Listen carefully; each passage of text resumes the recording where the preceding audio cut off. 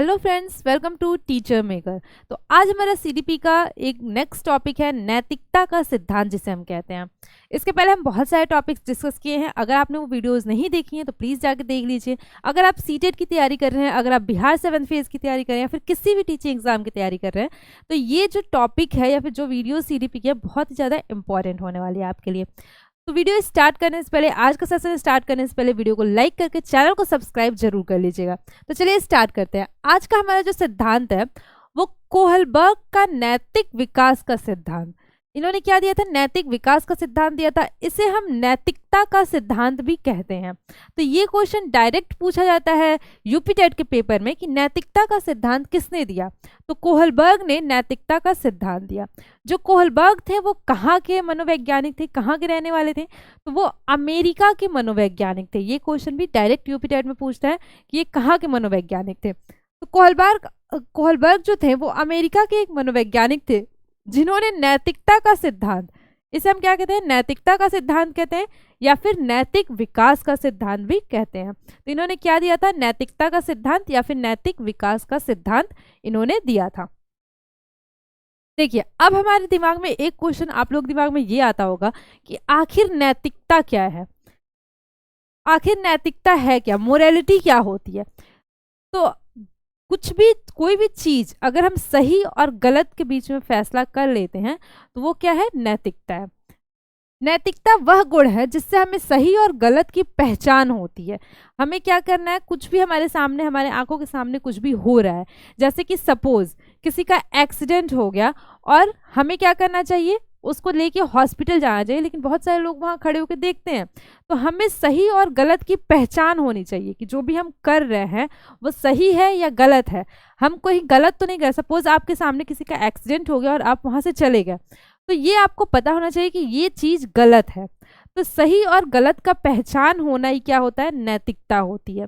इसके अलावा बहुत टाइम ऐसा होता है जब मोरल डिलेमा हमें हो जाती है, जैसे कि नैतिक दुविधा, हमारे मन में दुविधा उत्पन्न हो जाती है। तो ये नैतिक दुविधा क्या है? तो नैतिक दुविधा क्या होती है? सही और गलत के बारे में फैसला ना लेने की स्थिति नैतिक दुविधा कहलाती है। मीन्स कि कुछ भी हमारे सामने हो रहा है, हमें समझ नहीं आ रहा है कि वो सही है या गलत है, हम जो कर रहे हैं वो सही कर रहे हैं या गलत कर रहे हैं। तो इसे क्या कहते हैं? मोरल डिलेमा कहते हैं। तो ये क्या होता है? नैतिक दुविधा होता है। ऐसा आप लोगों के साथ भी बहुत टाइम हुआ होगा, कई बार हुआ होगा। तो अगर आपके साथ ऐसा कभी कुछ हुआ है तो कमेंट करके जरूर बताइएगा। देखिए, कोहलबर्ग के द्वारा दी गई सबसे प्रसिद्ध दुविधा हाइंज दुविधा थी, हाइंज डिलेमा जिसे हम कहते हैं। कोहलबर्ग ने जितने भी बच्चों पर ये अप्लाई किया, ये जो सिद्धांत था उनका प्रयोग किया, तो उन्होंने उन बच्चों को अलग अलग दुविधाएं दी, अलग अलग दुविधा दी, डिलेमा दी, उनको अलग अलग दुविधाएं बताई, उनको अलग अलग सिचुएशंस में डाला कि उस सिचुएशन में कैसे ये रिएक्ट करते हैं, कैसे ये बाहर निकलते हैं। तो जो सबसे फेमस दुविधा है वो हाइंज दुविधा, उसे हम कहते हैं, हाइंज डिलेमा जिसे हम कहते हैं। ये क्या था? एक आदमी था जिसकी वाइफ बीमार थी, और अगर उसकी वाइफ को एक ही मेडिसिन था जो ठीक कर सकता था, और वो मेडिसिन जिस डॉक्टर के पास था उस डॉक्टर ने उस मेडिसिन को देने से मना कर दिया उस इंसान को। तो इस टाइम पे उसमें क्या हुई? दुविधा पैदा हुई कि आखिर क्या करे, क्या अपनी बीवी को मरता हुआ छोड़ दे या फिर उस दवाई की चोरी करके लेके आए। तो यहाँ चोरी करना गलत बात होती है, लेकिन फिर भी उसने क्या किया? उस दवा की चोरी की और अपनी बीवी को बचाया। तो यहाँ अगर कोई जान से मर रहा हो तो वहाँ वो चोरी कर लेता है। तो ये एक दुविधा उसके सामने उत्पन्न हुई। अब ये कितना सही है कितना गलत है इस पे हम कुछ नहीं कह सकते हैं, लेकिन उस टाइम पे क्या हुआ? उसके सामने ये दुविधा उत्पन्न हुई और उसने क्या किया? चोरी मीन्स की चोरी करना सही समझा और चोरी करके अपनी बीवी की जान बचा ली। तो ये क्या है? हाइंज दुविधा है एक, ये बहुत ही फेमस दुविधा इनमें एक है। इसमें से कोहलबर्ग ने नैतिकता के 3 स्तर बताए। उन्होंने 3 स्तर बताए और उस 3 स्तर में 6 चरण बताए। मीन्स की 3 स्तर यानी कि 3 लेवल्स बताए और उसमें 6 स्टेजेस बताए। हर एक लेवल में 2 स्टेज इन्होंने बताया, वो हम डिस्कस करेंगे। लेवल 1 जो है, ये लेवल 1 है प्राक रूढ़िगत नैतिकता का स्तर, प्री कन्वेंशनल स्टेज। कब से कब तक? 3 से 7 वर्ष तक ये होती है। इस अवस्था में नैतिकता शून्य होती है। इस अवस्था में जब बालक होता है तो बालक की नैतिकता जो होती है, उसमें जो मोरालिटी होती है वो 0 होती है। हम एग्जाम्पल के थ्रू समझते हैं। देखिए, कभी भी आप छोटे बच्चों को, 2 से 3 साल के बच्चों को ले लीजिए, उसको आप गोद में उठाइए, तो वो आपको उसे नहीं पता है कि आप उससे बड़े हैं। वो तुरंत चाटा मार देते हैं। अगर आपने उनको कुछ किया, वो तुरंत चाटा मार देंगे। वो कुछ भी मतलब करते हैं, उनको ये नहीं पता होता है कि ये चीज़ सही है या ये चीज़ गलत है। उन्हें ये नहीं पता है कि अपने से बड़ों पे हाथ नहीं उठाना चाहिए। तो उस टाइम पे बच्चों में क्या होती है? नैतिकता नहीं होती है। नैतिकता उस टाइम पे क्या होती है? शून्य होती है। ये क्वेश्चन पूछा जाता है कि किस लेवल पे, किस स्टेज में बच्चों की जो नैतिकता है वो शून्य होती है। तो कोहलबर्ग के अनुसार प्राक रूढ़िगत नैतिकता में लेवल 1 में क्या होता है? बच्चों की नैतिकता शून्य होती है। बच्चे को सही गलत के बारे में पता नहीं होता। इस अवस्था में नैतिक तर्क दूसरे लोगों के मानकों के अनुसार होती है। तो उस टाइम पे बच्चों को नैतिकता के बारे में कुछ पता नहीं होता। नैतिकता उनकी शून्य होती है। क्या सही है, क्या गलत है, उस टाइम पे उनको कुछ पता नहीं होता है। स्टेज 1 जो है वो दंड एवं आज्ञा पालन उन्मुखता, punishment and obedience orientation. Typing mistake है यहाँ थोड़ा सा।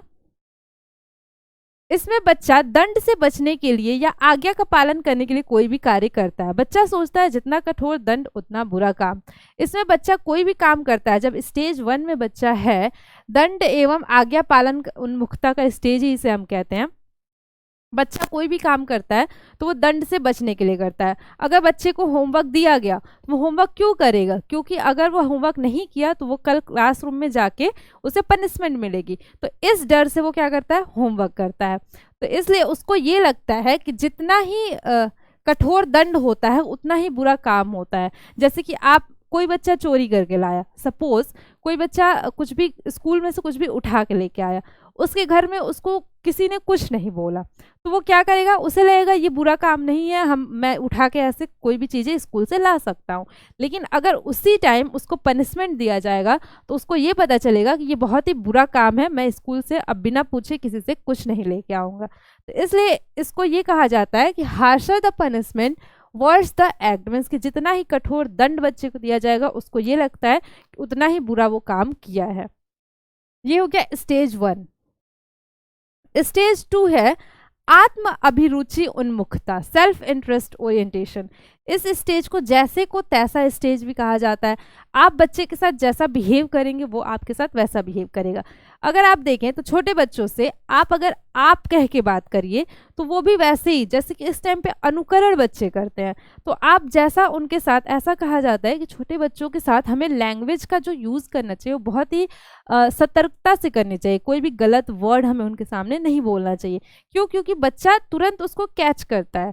तो इसलिए इसमें क्या कहा गया? बच्चा, इस अवस्था को जैसे को तैसा भी कहा जाता है। जैसा आप उनके साथ बिहेव करेंगे वैसा वो आपके साथ बिहेव करेंगे। बच्चे को भी काम खुद के फायदे के लिए करता है। बच्चा कोई भी काम अगर करता है तो वो खुद के फायदे के लिए करता है। आपने देखा होगा, आपको बच्चे से कोई काम करवाना हो, सपोज आपने कहा 1 गिलास पानी ला दो, लेकिन आप उससे ऐसे नहीं करवा सकते जब तक आप उसको ये नहीं कहेंगे मेरे लिए पानी ला दो, मैं तुम्हें एक टॉफी दूंगा, तब वो बच्चा करेगा। तो इसलिए इस स्टेज को जैसे को तैसा कहते हैं। आप बच्चे के लिए कुछ करेंगे तो वो आपके लिए कुछ करेगा। ऐसा कोई भी काम इस स्टेज में बच्चा जो होता है वो अपने फायदे के लिए करता है। नेक्स्ट लेवल 2 आ जाता है रूढ़िगत नैतिकता का स्तर, कन्वेंशनल मोरालिटी। 8 से 13 वर्ष की उम्र में ये होता है। इस अवस्था में बच्चा दूसरे लोगों के मानकों को अपने अंदर समावेशित कर लेता है तथा उसी के अनुसार सही गलत का निर्णय लेता है। देखिए, इस स्टेज में बच्चा क्या होता है? स्कूल जाने लगता है। अगर एग्जाम्पल के थ्रू आप समझे तो कोई भी बच्चा होता है तो वो क्या करता है? घर पे आके कहता है कि मेरी मैम ने मुझे ये सिखाया है, ये गलत है, ये सही है। तो इस स्टेज पे बच्चा क्या करता है? दूसरे लोगों के मानकों को अपने अंदर समावेशित कर लेता है। दूसरे क्या कह रहे हैं उसको बहुत जल्दी एब्जॉर्ब करता है और बहुत जल्दी उसको सीखता है। मैम उसकी क्या कह रही हैं, आप अगर छोटे बच्चों को सुने होंगे तो स्कूल से आके वो यही कहने लगते हैं, मेरी मैम ने ये बताया, मेरी मैम ने वो बताया। तो वो क्या करते हैं, जो भी उनको सिखाता है, उनका जो भी व्यवहार होता है, उनका जो भी गुण होता है, वो अपने अंदर उसको समावेशित कर लेता है। वैसे ही वो बिहेव करता है, वैसे ही वो सारी चीज़ें करता है। स्टेज 3 है अच्छा लड़का या अच्छी लड़की बनने की उन्मुखता। गुड बॉय और गुड गर्ल, इस अवस्था में बच्चे में एक दूसरे की सम्मान करने तथा सम्मान पाने की भावना तथा इच्छा होती है। इस अवस्था में बच्चा क्या चाहता है कि मैं गुड बॉय बन के रहूं। आपने देखा होगा टीचर्स की नज़रों में वो चाहते हैं कि मैं अच्छा बन के रहूं, टीचर्स की हर बात मानना, पेरेंट्स की हर बात मानना। अगर घर पे भी 2 बच्चे हैं तो क्या चाहता है कि मैं सबसे अच्छा बन के रहूं। ऐसा तो इसलिए इस स्टेज को गुड बॉय और गुड गर्ल स्टेज कहा जाता है। नेक्स्ट है कानून एवं व्यवस्था उन्मुखता, लॉ एंड ऑर्डर ओरिएंटेशन।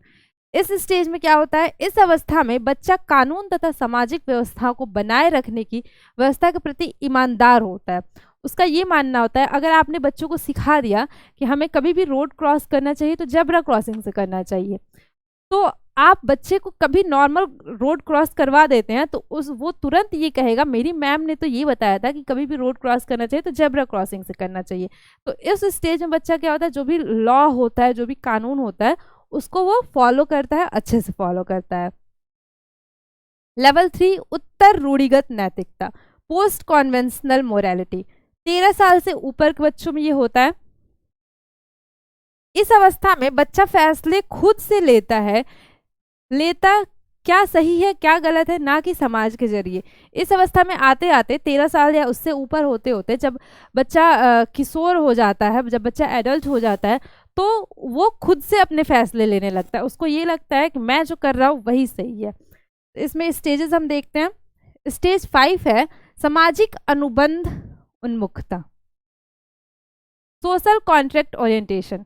इस अवस्था में किशोर यह सोचते हैं कि नियम लोगों के लिए है, अगर किसी नियम से किसी का नुकसान होता है तो ऐसे नियमों को तोड़ देना चाहिए। इस स्टेज में आते आते बच्चे इतने समझदार हो जाते हैं कि ये सोचने लगते हैं जो भी नियम सोसाइटी ने बनाया है या फिर लॉ ने बनाया है, अगर उस नियम से किसी का नुकसान हो रहा है तो उस नियम को तोड़ देना चाहिए। जैसे कि अगर आप मान लीजिए कि जो दहेज प्रथा है, बहुत जगह दहेज प्रथा है, तो बच्चे ये सोचने लगते हैं कि दहेज प्रथा क्या हो रहा है, दहेज प्रथा से अगर नुकसान हो रहा है तो इस दहेज प्रथा को ख़त्म कर देना चाहिए। तो आप देख रहे होंगे इस टाइम पे दहेज प्रथा बहुत जगह ख़त्म भी हो गई है, बहुत जगह चल रही है। तो इस स्टेज में आते आते बच्चा ऐसा सोचने लगता है। किशोर यह सोचता है कि स्थापित नियमों में सुधार की आवश्यकता नहीं है, या फिर अगर चाहता है कि उसमें सुधार की आवश्यकता नहीं है, वो नियम सही है, तो वैसा वो नियम चलते रहना चाहिए। सार्वभौमिक नैतिक सिद्धांत उन्मुखता, यूनिवर्सल एथिकल प्रिंसिपल, ये स्टेज 6 है। स्टेज 6 में क्या होता है, इस अवस्था में किशोर दूसरे का विचारों से नहीं बल्कि खुद के मानकों के अनुसार व्यवहार करता है। वह ये नहीं कि किसी ने कहा ये चीज़ सही है ये चीज़ गलत है तो वह वैसा ही करेगा। उसके में खुद की अपनी थिंकिंग एबिलिटी आ गई है, खुद वो सोच सकता है कि क्या सही है क्या गलत है, तो वो अपने मानकों के अनुसार जो उसे सही लगता है वो वही करता है। दूसरों के फायदे के लिए अपने जान पर भी खेल जाता है। इस स्टेज में आते आते बच्चा इतना उसमें मोरालिटी इतनी डेवलप हो जाती है कि वो दूसरों की हेल्प करने के चक्कर में अपना भी नुकसान कर लेता है कभी कभी। लेकिन इस सिद्धांत की आलोचना भी हुई। ये क्वेश्चन पूछा जाता है कि इस सिद्धांत की आलोचना किसने की थी, तो गिल्लिगन, कैरोल गिल्लिगन थी, एक लेडी थी, इन्होंने इस सिद्धांत की आलोचना की थी। क्या आलोचना की थी, इनका कहना ये था कि ये जो सिद्धांत है वो अलग अलग कल्चर में अलग अलग हो सकता है। सपोज हमारा इंडियन कल्चर है तो हमारे कल्चर में या फिर किसी और कंट्री के कल्चर में अलग हो सकता है ये सिद्धांत। सारे ही कल्चर पे ये सिद्धांत एक जैसा साबित नहीं हो सकता है। ये एक इसकी आलोचना की गई थी। दूसरा आलोचना क्या किया गया था कि इसमें जो भी इनके सिद्धांत की आलोचना कैरोल गिल्लिगन ने की थी। इन्होंने कहा इस सिद्धांत में महिलाओं को कम प्राथमिकता दी गई। जो भी सैंपल्स कलेक्ट किए गए थे, जो भी दुविधाएं दी गई थी, जो भी प्रयोग में मनुष्य लिए गए थे, वो सिर्फ और सिर्फ पुरुष लिए गए थे, महिलाएं नहीं ली गई थी। तो इसलिए इनका कहना यह है कि इसमें महिलाओं को प्राथमिकता नहीं दी गई है। महिलाएं, ऐसा भी हो सकता है कि महिलाएं इस स्टेज पे कुछ अलग सोचे, पुरुष अलग सोचे, तो इसलिए इसमें महिलाओं की सैंपल्स नहीं लिए गए थे। यही इसकी क्या है, आलोचना है। 2 आलोचनाएं इसकी हैं इस सिद्धांत की। इसके अलावा आपका कोई भी डाउट हो इस टॉपिक से रिलेटेड तो वो आप कमेंट सेक्शन में पूछ लीजिएगा। बहुत जल्द हम इसके क्वेश्चंस भी प्रैक्टिस करेंगे। नेक्स्ट सीरीज में मैं इसके क्वेश्चन प्रैक्टिस करवा दूंगी आपको। और वीडियो अच्छी लगी तो वीडियो को लाइक जरूर करिएगा। अगर आप किसी भी टीचिंग एग्जाम की तैयारी कर रहे हैं तो हमारे साथ जुड़ जाइए। आप बिहार 7 फेज की तैयारी कर रहे हैं या फिर आप CTET की तैयारी कर रहे हैं, किसी भी टीचिंग एग्जाम की तैयारी कर रहे हैं तो आप हमारे साथ जुड़ सकते हैं। वीडियो अच्छी लगी तो वीडियो को लाइक जरूर करिएगा। कोई डाउट हो तो आप कमेंट सेक्शन में पूछ लीजिएगा। And thank you for watching.